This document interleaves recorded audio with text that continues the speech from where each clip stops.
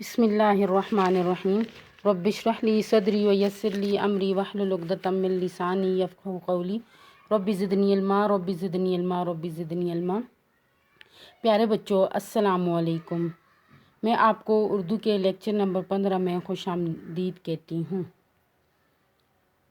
سبق کی طرف جانے سے پہلے ہم سابقہ معلومات پہ ایک نظر ڈال دیتے ہیں۔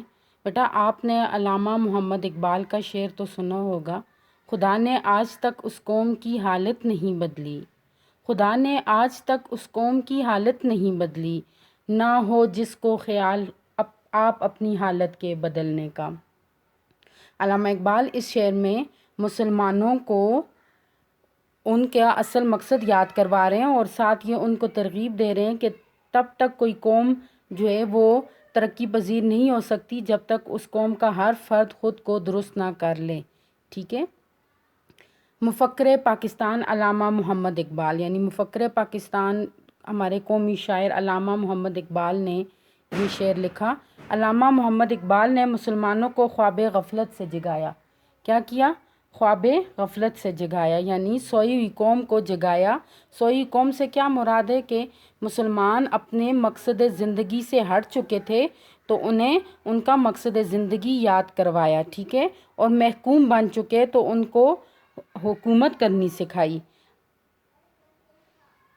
تو آج جو ہمارا ٹاپک ہے وہ ہے کیا ہے؟ ایک آرزو، نظم ایک آرزو، جس کے شاعر ہیں علامہ محمد اقبال۔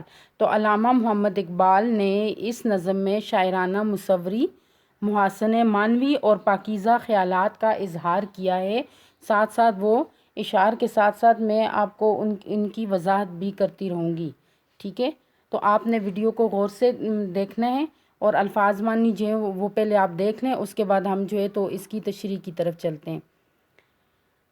جلوت محفل، خلوت تنہائی، آغوش گود، سرود نغمہ یا ایک قسم کا باجا، سکوت ٹھہراؤ، شورش شور، قبا ایک قسم کا لمبا کوٹ، کٹیا چھوٹا سا مکان، دھرا قافلے کی گھنٹی، کھٹکا خوف یا اندیشہ، ٹھیک ہے۔ سبق کی طرف جانے سے پہلے یعنی نظم کی طرف جانے سے پہلے ہم نظم دیکھتے ہیں کہ نظم کے لکھنے والے کون ہیں۔ ایک آرزو نظم ہے جس کے لکھنے والے کون ہیں، جس کے شاعر کون ہیں؟ علامہ محمد اقبال، جو 9 نومبر 1877 کو پیدا ہوئے اور 21 اپریل 1938 کو وفات پا گئے۔ تو اب ایک دفعہ ہم جو ہے تو نظم کو پڑھ لیتے ہیں، ٹھیک ہے۔ سنیں۔ دنیا کی محفلوں سے اکتا گیا ہوں یا رب، دنیا کی محفلوں سے اکتا گیا ہوں یا رب، کیا لطف انجمن کا جب دل ہی بجھ گیا ہو، مرتا ہوں خاموشی پر یہ آرزو ہے میری، مرتا ہوں خاموشی پر یہ آرزو ہے میری، دامن میں کوہ کے ایک چھوٹا سا جھونپڑا پڑا ہو، گل کی کلی چٹک کر پیغام دے کسی کا، ساغر ذرا سا گویا مجھ کو جہاں نما ہو ہاتھ کا سرہانہ سبزہ کا ہو بچھونا، شرمائے جس سے جلوت خلوت میں وہ ادا ہو، مانوس اس قدر ہو صورت سے میری بلبل، ننھے سے دل میں اس کے کھٹکا نہ کچھ میرا ہو دل فریب ایسا کوہسار کا نظارہ، پانی بھی موج بن کر اٹھ اٹھ کے دیکھتا ہو، آغوش میں زمیں کی سویا ہوا ہو سبزہ، آغوش میں زمیں کی سویا ہوا ہو سبزہ، پھر پھر کے جھاڑیوں میں پانی چمک رہا ہو، پانی کو چھو رہی ہو جھک جھک کے گل کی ٹہنی، پانی کو چھو رہی ہو جھک جھک کے گل کی ٹہنی، جیسے حسین کوئی آئینہ دیکھتا ہو، راتوں کو چلنے والے رہ جائیں تھک کے جس دم، راتوں کو چلنے والے رہ جائیں تھک کے جس دم، امید ان کی میرا ٹوٹا ہوا دیا ہو، بجلی چمک کے ان کو کٹیا میری دکھا دے، جب آسماں پہ ہر سو بادل گرا ہوا ہو، پھولوں کو آئے جس دم شبنم وضو کرانے، رونا میرا وضو ہو نالا میری دعا ہو، اس خاموشی میں جائیں اتنے بلند نالے، تاروں کے قافلے کو میری صدا درا ہو، ہر درد مند دل کو رونا میرا رلا دے، بے ہوش جو پڑے ہیں شاید انہیں جگا دے۔ بیٹا اب ہم نظم کے بارے میں چند معلومات اکٹھی کریں گے اور ساتھ ہی اس کی تشریح بھی کریں گے، ٹھیک ہے۔ بسم اللہ الرحمن الرحیم۔ نظم ایک آرزو۔ نظم کسے کہتے ہیں؟ تو بیٹا نظم جو ہے اس کے لغوی معنی ہے موتیوں کو لڑی میں پرونا، ٹھیک ہے، اور اصطلاحی معنی کیا ہے؟ ایک ہی عنوان پر تسلسل سے لکھے گئے اشعار کے مجموعے کو نظم کہتے ہیں۔ ایک ہی عنوان پر تسلسل سے لکھے گئے اشعار کے مجموعے کو کیا کہتے ہیں؟ نظم کہتے ہیں، ٹھیک ہے۔ آگے دیکھیں، کسی بھی شعر کی تشریح کے لیے درجہ ذیل نکات کا جاننا ضروری ہے۔ جب بھی ہم کسی شعر کی تشریح کرتے ہیں تو یہ جو آپ کو فلو چارٹ آپ کے سامنے بنا ہوا ہے تو آپ اس کو دیکھیں، ان نکات کا جاننا بہت ضروری ہوتا ہے۔ سب سے پہلے حوالہ نظم، تو حوالہ نظم ہماری کیا ہے وہ، پھر اس کے بعد حوالہ شاعر، پھر انداز، پھر فنی محاسن، پھر لغات۔ فنی محاسن سے بیٹا انداز کہ کیا انداز بیان کیا گیا، اس میں مایوسیت ہے، امید ہے، خوشی ہے، ٹھیک ہے، یہ چیزیں۔ اور فنی محاسن میں کیا آتا ہے کہ وہ اشعار کو خوبصورت کرنے کے لیے، یعنی ان میں خوبصورتی پیدا کرنے کے لیے شاعر جو ہے علم بیان کا استعمال کرتا ہے، یعنی تشبیہ کا یا استعارہ کا استعمال کرتا ہے، اور اسی طرح صنعتوں کا استعمال کرتا ہے، تو وہ فنی محاسن ہوتے ہیں، ٹھیک ہے۔ پھر لغات ہے، اس کے معنی، پھر مرکزی خیال کہ شاعر نے یہ شعر لکھے تو ان کے پیچھے ان کا مرکزی خیال کیا تھا، پھر تشریح ہوتی ہے، ٹھیک ہے۔ آگے دیکھیں، شعر دنیا کی، اب نظم کا جو پہلا شعر ہے، نظم آرزو کا پہلا شعر جی بیٹا شعر دیکھیں، دنیا کی محفلوں سے اکتا گیا ہوں یارب، کیا لطف انجمن کا جب دل ہی بجھ گیا ہو۔ اب یہ حوالہ نظم و شاعر سب سے پہلے ہمیں بتانا ہوتا ہے، ٹھیک ہے۔ تو حوالہ نظم و شاعر کیا ہے؟ یہ شعر نظم ایک آرزو سے لیا گیا ہے جس کے شاعر کا نام علامہ محمد اقبال ہے۔ جو علامہ محمد اقبال کی کون سی کتاب سے یہ نظم لی گئی ہے؟ بانگ درا، ٹھیک ہے۔ ان اشعار میں علامہ محمد اقبال کا انداز کیسا ہے کہ یہ نظم جو ہے، اس نظم کے دو حصے ہیں۔ پہلا حصہ یاسیت یعنی مایوس ہونے کی کیفیت پر مشتمل ہے، اور دوسرا حصہ رجائیت یعنی امید کی جھلک ملتی ہے، ٹھیک ہے۔ تو شاعر علامہ محمد اقبال کا اس میں بیان کرنے کا مقصد کیا ہے، تو اس کا مرکزی خیال دیکھ لیتے ہیں کہ علامہ محمد اقبال اپنی نظم ایک آرزو کے ذریعے مسلمانوں کو ان کا کھویا ہوا مقام دوبارہ حاصل کروانا چاہتے تھے کہ حاکم قوم کبھی بھی محکوم نہیں ہو سکتی۔ مسلمانوں کی حالت زار دیکھ کر ان کے دلوں پر اداسی کے بادل چھائے ہوئے تھے۔ ایسے میں یہ نظم جاگتی آنکھوں سے دیکھا جانے والا خواب ہے جس کی وہ تعبیر چاہتے تھے۔ بیٹا اس شعر کے فنی محاسن دیکھیں، دنیا کی محفلوں سے اکتا گیا ہوں یارب، کیا لطف انجمن کا جب دل ہی بجھ گیا ہو۔ یارب جو ہے وہ کیا ہے؟ ندائیہ انداز ہے، یعنی حرف ندا ہے۔ حرف ندا کیا ہے کہ اللہ تعالیٰ کو پکارا گیا ہے تو اس لیے یہ ندائیہ ہے۔ دل بجھ جانا یہ کیا ہے؟ محاورہ ہے۔ دل بجھ جانا کیا ہے؟ محاورہ ہے، ٹھیک ہے۔ اور دنیا کی محفلوں یہ کیا ہے؟ مرکب اضافی ہے، اس میں کیا ہے؟ حرف اضافت استعمال ہوئے ہے، ٹھیک ہے۔ اکتا جانا، بیزار ہو جانا، یہ بھی محاورہ ہے۔ یہ فنی محاسن دیکھنے کے بعد ذرا لغت کی طرف آئیں۔ محفل بزم، اکتانا تھک جانا، بیزار ہونا، لطف مزہ، انجمن محفل، دل بجھ جانا مایوس ہونا۔ یہ پہلے شعر کی تشریح تو میں نے آپ کو لکھ کے بتائی ہے، مگر آگے میں آپ کو صرف تشریح کرواؤں گی، ٹھیک ہے۔ صرف یہ آپ کو پیٹرن بتایا گیا، طریقہ بتایا گیا اشعار کی تشریح کرنے کا۔ علامہ محمد اقبال کی یہ نظم ایک شاہکار نظم ہے۔ شاعر اس نظم کے مطلع میں، آپ کو پتہ ہے مطلع کیا ہوتا ہے؟ کسی بھی نظم کا پہلا شعر مطلع کہلاتا ہے۔ مطلع کا مطلب ہوتا ہے طلوع ہونا، نکلنا، ٹھیک ہے۔ تو یہ شاعر جو ہے اس سے ابتدا کرتے ہیں تو یہ کیا ہے؟ مطلع ہے۔ میں رب ذوالجلال کو مخاطب کر کے اس طرح گویا ہے کہ اب دنیا کی محفلوں اور جمیلوں سے میری طبیعت کیا ہوگی ہے؟ اکتا گئی ہے۔ اب یہاں پہ دنیا کی محفلوں کو کس سے وہ انہوں نے مطلب محفلوں سے کیا مراد ہے؟ یعنی دنیا کی رنگ رلیوں سے، ٹھیک ہے۔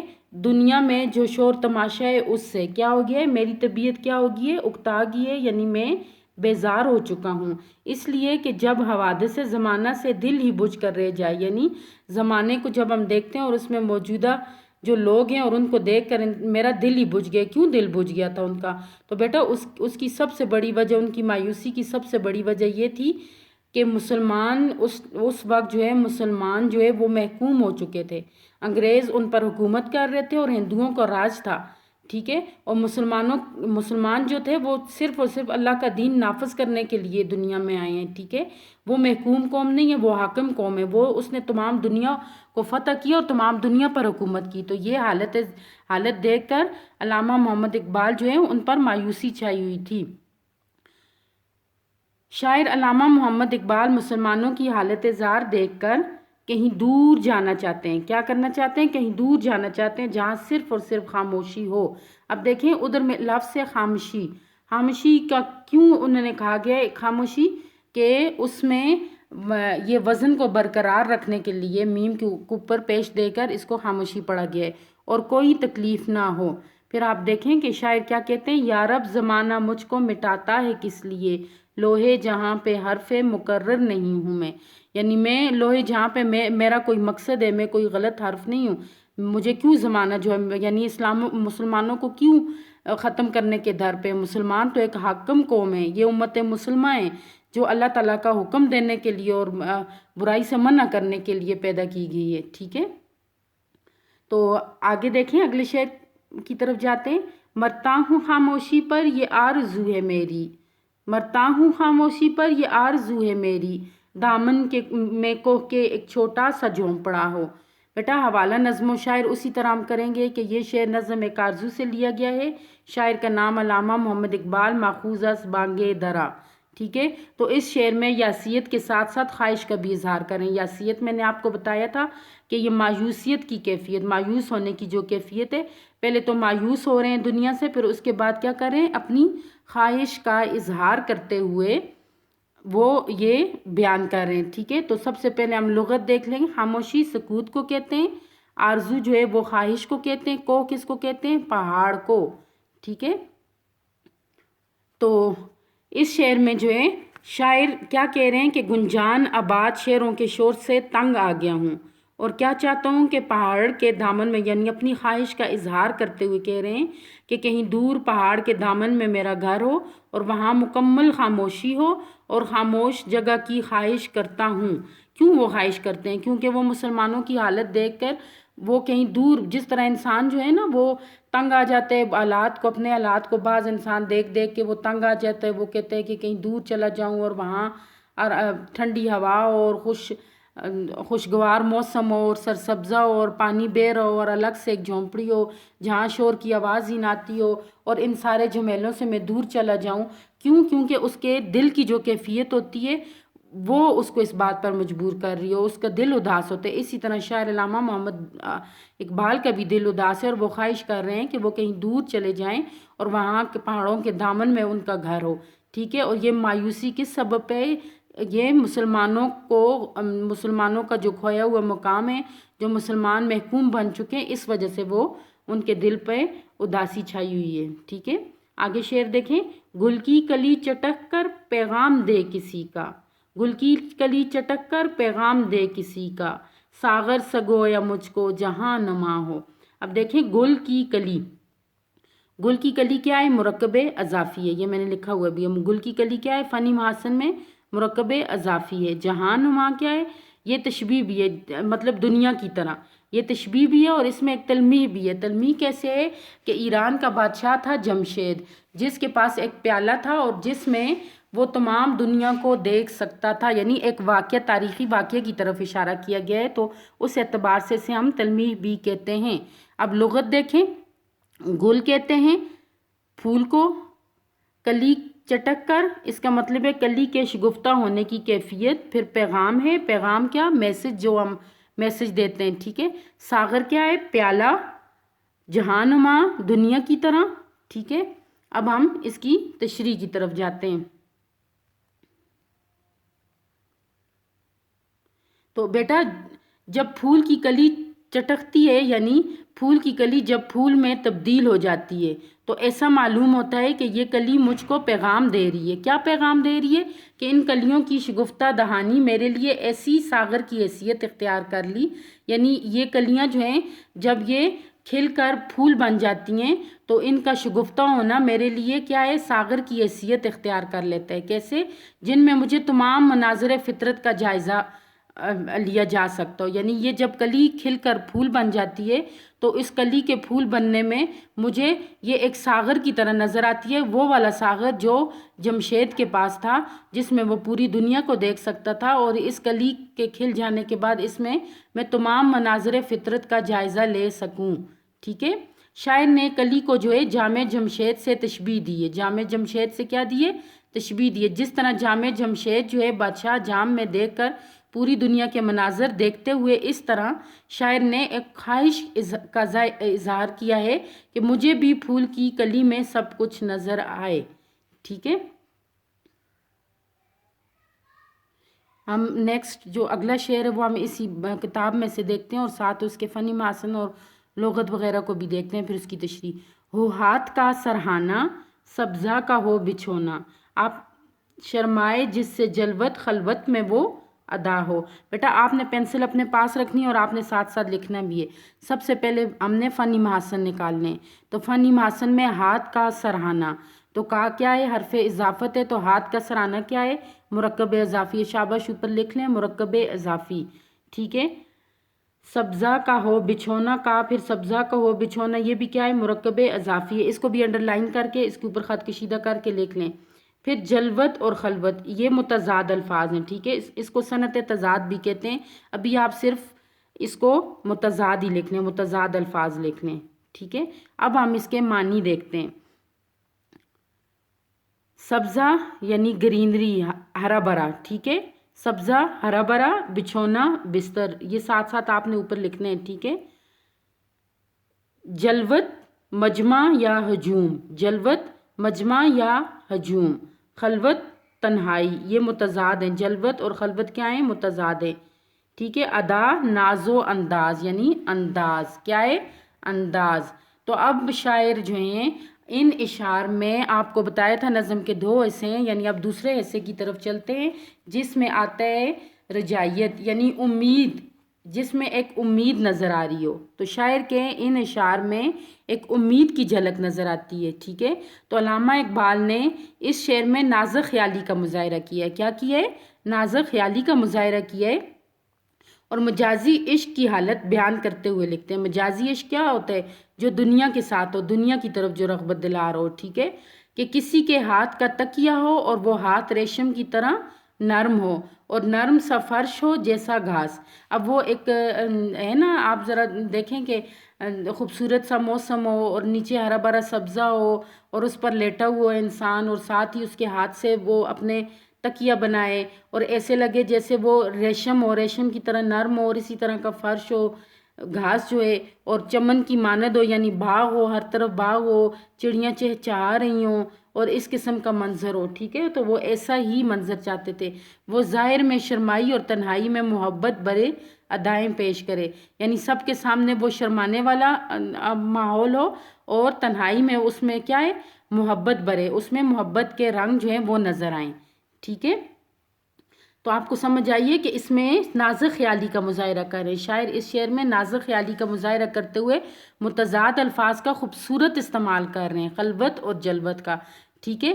کہ کسی کے ہاتھ کا تکیہ اور وہ ہاتھ ریشم کی طرح نرم ہو اور نرم سا فرش ہو جیسا کہ گھاس اور چمن کی مانند ہو. ٹھیک ہے.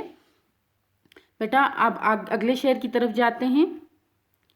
مانوس اس قدر ہو صورت سے میری بلبل، مانوس اس قدر ہو صورت سے میری بلبل، ننھے سے دل میں اس کے کھٹکا نہ کچھ میرا ہو. مانوس. اب ہم کیا کریں گے؟ سب سے پہلے فنی محاسن. کیا کریں گے؟ فنی محاسن. اب ہم اس میں فنی محاسن گرامر کی روح سے ہم دیکھتے ہیں. فنی محاسن اس میں جو شاعر نے بڑی خوبصورت انداز میں کیے ہیں، تو فنی محاسن اس میں کوئی نہیں ہے. تو ابھی ہم لغت کی طرف آتے ہیں. لغت میں ہم معنی کی طرف آتے ہیں. معنی ساتھ ساتھ لکھتے ہیں. مانوس بے تکلف ہونا، قدر کرنا یعنی اہمیت دینا. ٹھیک ہے. بلبل ایک خوبصورت پرندہ. ٹھیک ہے. खटका डर, खटका डर। अभी हम इस शेर की तशरीह करते हैं कि अल्लामा इकबाल जो हैं इस शेर में एक रूहानी तमन्ना पेश करते हैं। क्या पेश कर रहे हैं इस शेर में? उनका अंदाज़ क्या है? वो रूहानी तमन्ना पेश करते हुए लिखते हैं। क्या पेश करते हुए लिखते हैं? रूहानी तमन्ना पेश करते हुए लिखते हैं। क्या लिखते हैं कि बुलबुल एक खुश आवाज़, यानी खुश आवाज़ बुलबुल हो जो आशिक फूल है, यानी फूल का आशिक है और परिंदे की ख्वाहिश करता है। ठीक है, वो मेरे साथ ऐसा प्यार करे, यानी खूबसूरत सा बुलबुल हो, वो मेरे साथ मानूस हो, मेरे करीब हो, वो मुझसे प्यार करे, ऐसा प्यार करे कि जब भी वो आके मेरे पास बैठे तो ना उसे मुझसे डर हो ना मुझे उससे खौफ हो। ठीक है, बल्कि बेखौफो ख़तर मेरी आगोश में बैठा हो और मैं उसकी कुर्बत से लुत्फ़ अंदोज़ हो रहा हूँ। ठीक है बेटा, अभी जो है ना तो हमने ये अल्लामा मोहम्मद इकबाल की जो है नज़म जो है वो हमने पढ़ी। अब हम तफ़हीमी सवाल, नज़म पढ़ने के बाद अब हम तफ़हीमी सवालात की तरफ जाते हैं। बाकी जो रहेगी तो इंशाल्लाह नेक्स्ट लेक्चर में। अल्लामा मोहम्मद इकबाल ने ये नज़म किसके लिए लिखी? ये नज़म उन्होंने मुसलमानों के लिए लिखी। ठीक है, अल्लामा इकबाल दुनिया की महफ़िलों से क्यों उकता गए थे? वो मुसलमानों को महकूम देखकर उनका दिल उदास था और वो परेशानी में वो दुनिया की महफ़िलों से उकता चुके थे। अल्लामा इकबाल की उदासी की सबसे बड़ी वजह मुसलमानों का महकूम होना, मुसलमानों का जो है तो ख्वाब गफलत में का शिकार होना था। ठीक है, शायर के टूटे हुए दिए से क्या मुराद है? तो ये वाले इशार जब हमने ये वाले सवालात हम जब अगले क्वेश्चन करेंगे तो इंशाल्लाह उनमें हम ये सवालात करेंगे। बेटा, तो हमने इसमें जो है तो शायर का तर्ज बयान जो हमने देखा कि शायर जो है तो बड़ा शायराना मुसव्वरी के साथ, खुशलहानी के साथ और साथ ही जो है वो बड़ी रूहानी कैफियत का, रूहानी तमन्ना का इजहार कर रहे हैं, नाज़ ख़याली का मुज़ाहरा कर रहे हैं और साथ ही साथ जो है वो क्या कर रहे हैं कि फूलों से लुत्फ़अंदोज़ होने की कैफियत जो है वो बयान कर रहे हैं। ठीक है, तो नज़म लिखने की वजह क्या थी कि वो मुसलमानों के वो ख्वाब गफलत से जगाना चाहते थे, उनको उनका खोया हुआ मकाम हासिल करवाना चाहते थे। ठीक है, फिर मनाज़िर फ़ितरत देखें कि कितने खूबसूरत अंदाज में वो ख्वाहिश कर रहे हैं कि पहाड़ के दरमियान जो है वो मेरा झोंपड़ा हो और उधर सब्ज़ा हरा भरा हो, मैं उसके ऊपर लेटा हूँ और हाथ से मैंने सराहना बनाया हुआ हो। ठीक है, और इसी तरह वो अल्लाह ताला के कुदरत के खूबसूरत मनाज़र जो हैं वो भी मुसलमानों को साथ बता रहे हैं। शायर की शायराना मुसव्वरी, यानी वो इतने खूबसूरत अंदाज में फ़नी मासन का इस्तेमाल कर रहे हैं कि उससे जो है तो शेर मज़ीद जो है वो उनमें खूबसूरती आ रही है और वो उसका वज़न जो है वो बहुत ही अच्छी तरह जो है तो सबको उन इशार की समझ आ रही है। ठीक है, फिर उसमें सबसे हम पहले बताया आपको कि नज़म के दो हिस्से हैं। पहले वो रजाइयत है कि वो अफसरदा हैं, फिर उसके बाद वो ख्वाहिश का इजहार कर रहे हैं और साथ वो फिर उम्मीद की किरण है, यानी वो रजाइयत है कि फिर उनको उम्मीद की झलक नज़र आती है। ठीक है, और वो मुसलमानों को जो है एक यासियत के बाद उम्मीद की तरफ लेकर आ रहे हैं कि अपने अंदर ये उम्मीद पैदा करें और अपने अंदर ये भरोसा पैदा करें कि आप लोग जो हैं एक हुकूमत करने वाली कौम है और एक आज़ाद कौम है जो सिर्फ़ और सिर्फ अल्लाह ताला के कवानीन नाफिज करने के लिए दुनिया में आई है। ठीक है बेटा, तो आप लोगों को यकीनन इसकी समझ आई हुई होगी कि ये नज़म एक आरज़ू जो है ये कहाँ से ली गई है। नज़म एक आरज़ू अल्लामा मोहम्मद इकबाल की किताब बांगे दरा से ली गई है।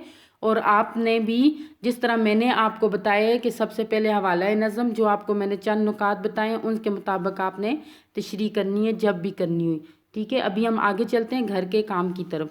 तो बेटा, अब नज़म में से मैंने आपको मुतज़ाद अल्फाज भी करवाए हैं।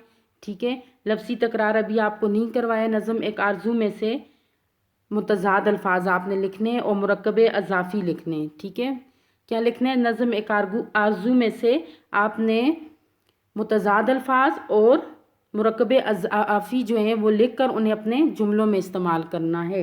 ठीक है, तो बेटा आपने नज़म एक आरज़ू में से मुरक्कब अज़ाफ़ी और मुतज़ाद अल्फाज तलाश करके लिख के फिर उन्हें जुमलों में इस्तेमाल करने। जो आपको घर का काम दिया जाए वो आपने प्लीज़ मुकर्ररा वक्त में साफ़ और مکمل تصویر کے ساتھ آپ لوگ بھیجا کریں، ٹھیک ہے؟ اور ابھی آپ کو جو ہم آن لائن کلاسز میں کام دیتے رہیں، وہ کام ہم آپ کا ڈیلی بیسس پر بھی آن لائن چیک کرتے رہیں، وہی کام آپ نے اپنے پاس سنبھال کے رکھنے اور 24 جولائی تک آپ نے جو ہے وہ اسکول میں سبمٹ کروانا ہے، ٹھیک ہے؟ تاکہ چیک کر کے اس کی بنا پر آپ کا رزلٹ بنے۔ اوکے بیٹا، اللہ حافظ، اپنا خیال رکھنا ہے۔